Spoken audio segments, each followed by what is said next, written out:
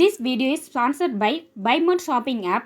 BuyMode e-shopping application is one of the online shopping app now available on Play Store and App Store.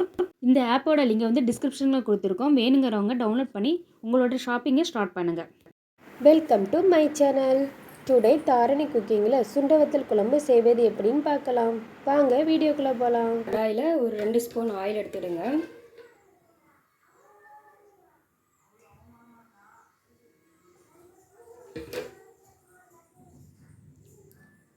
அதில் கொஞ்சமாக வெந்தயம்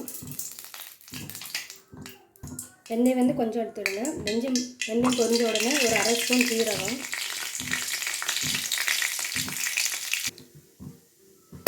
வதங்கினோடனே பூண்டு,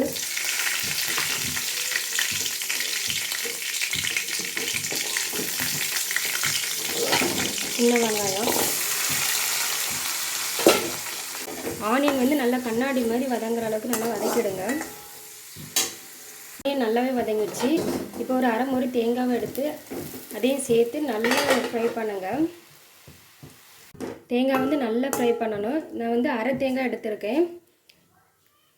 high ஃப்ளேமில் வைக்காங்க, தீஞ்சிரும். ஒரு medium ஃப்ளேம்லேயே வச்சு நல்லா ஃப்ரை பண்ணி எடுத்துடுங்க. தேங்காய் ஓரளவு நல்லாவே ஃப்ரை ஆகிடுச்சு. இந்த டைம் வந்து 2 ஸ்பூன் குழம்பு மசாலா தூள் ஆட் பண்ணிவிடுங்க. இந்த மசாலாவை சேர்த்து லைட்டாக ஃப்ரை பண்ணிடுங்க. கரியாமல் பார்த்துடுங்க. மசாலாவை சேர்த்து ஒரு 2 நிமிஷம் ஃப்ரை பண்ணியாச்சு. அடுத்து வந்து நம்ம ஒரு 2 தக்காளி சின்ன சின்னதாக கட் பண்ணி வச்சுருக்கோம். அதையும் சேர்த்து கொஞ்சம் ஃப்ரை பண்ணிக்கலாம். தக்காளி மட்டும் கொஞ்சம் வதங்குற அளவுக்கு மட்டும் ஃப்ரை பண்ணால் போதும். தக்காளி ஆட் பண்ணி ஒரு 2 நிமிஷம் வதக்கியாச்சு. தக்காளி வந்து இந்த மாதிரி மசிஞ்சால் போதும்.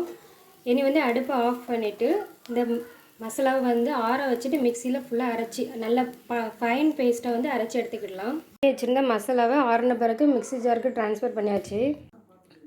இந்த மாதிரி ஃபைன் பேஸ்ட்டாக அரைச்சி எடுத்துடுங்க. மசாலா ரெடி பண்ணியாச்சு. இனி வந்து குழம்பு ரெடி பண்ணிடலாம். இதுக்கு ஃபஸ்ட்டு ஒரு கடாயில் கொஞ்சமாக எண்ணெய் ஆட் பண்ணி அதில் வந்து கொஞ்சம் சுண்டவத்தல் ஆட் பண்ணி வறுத்து எடுத்துக்கலாம்.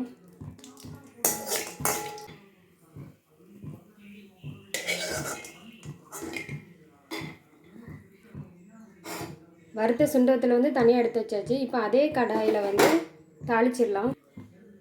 கொஞ்சமாக கடுகு பொரிஞ்சோடனே கொஞ்சமாக கருவேப்பிலை பொரிஞ்சோடனே நம்ம அரைச்சி வச்சுருந்த மசாலாவை எடுத்து ஆட் பண்ணிடலாம். மசாலா எல்லாத்தையும் ஆட் பண்ணிவிட்டு லைட்டாக கிண்டி விடுங்க. லைட்டாக கிண்டின பிறகு ஒரு எலுமிச்சம்பழ சைஸ் வந்து புளி எடுத்து ஊற வச்சு கரைசல் எடுத்து வச்சுருக்கோம். அந்த கரைசலை ஆட் பண்ணலாம். புளிக்கரைசல் ஆட் பண்ணிடலாம். புளிக்கரைசல் ஆட் பண்ணிவிட்டு கொஞ்சமாக தண்ணியும் ஆட் பண்ணி ஒரு 5 நிமிஷம் நல்லா கொதிக்க விட்டுடலாம். உங்களுக்கு எவ்வளோ தண்ணி தேவையோ அந்தளவுக்கு ஆட் பண்ணிவிடுங்க. நான் வந்து இந்தளவுக்கு தண்ணி ஆட் பண்ணியிருக்கேன். இதை வந்து ஒரு 10 நிமிஷம் கொதிக்க விட்டுடலாம்.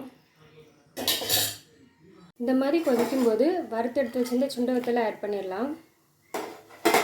உப்பு ஆட் பண்ணும்போது கொஞ்சம் பார்த்து ஆட் பண்ணுங்கள். ஏன்னா சம்டைம் வந்து காஞ்ச வத்தல்லே வந்து உப்பு இருக்கும். அதனால் உப்பு வந்து பார்த்து ஆட் பண்ணுங்கள். குழம்பு வந்து நல்லா கொதிக்கட்டும். வத்த குழம்புக்கு வந்து நல்லா கொதித்து நல்லா வத்துனா மட்டும்தான் டேஸ்ட் அதிகமாகவே இருக்கும். நல்லா எண்ணெய் நல்லா கொதித்து எண்ணெய்லாம் நல்லா பிரிஞ்சு வர அளவுக்கு வந்து வத்தட்டும். அப்படி வத்தின பிறகு அடுப்பை ஆஃப் பண்ணிடலாம். இந்த மாதிரி ஆயில் பிரிஞ்சு வந்த உடனே அடுப்பை ஆஃப் பண்ணிடுங்க. அடுப்பை ஆஃப் பண்ணக்கு முன்னே உப்பு காரம் எல்லாம் கரெக்டாக இருக்கான்னு பார்த்துட்டு ஆஃப் பண்ணுங்கள். காரம் கம்மியாக இருந்ததுன்னா தேவையான மிளகாய் தூள் சேர்த்துடுங்க. இப்போ வந்து சுவையான சுண்டவத்தல் குழம்பு ரெடி ஆகிடுச்சு. இதேமாதிரி எல்லோரும் ட்ரை பண்ணி பாருங்கள். ரொம்பவே டேஸ்ட்டாக இருக்கும். இந்த குழம்பு வச்சு சூடான சாதத்தில் வச்சு சாப்பிடும்போது ரொம்ப டேஸ்ட்டாக இருக்கும். எல்லோரும் ட்ரை பண்ணி பாருங்கள். பிடிச்சிருந்தால் லைக் பண்ணுங்கள், ஷேர் பண்ணுங்கள், கமெண்ட் பண்ணுங்கள். தேங்க்யூ.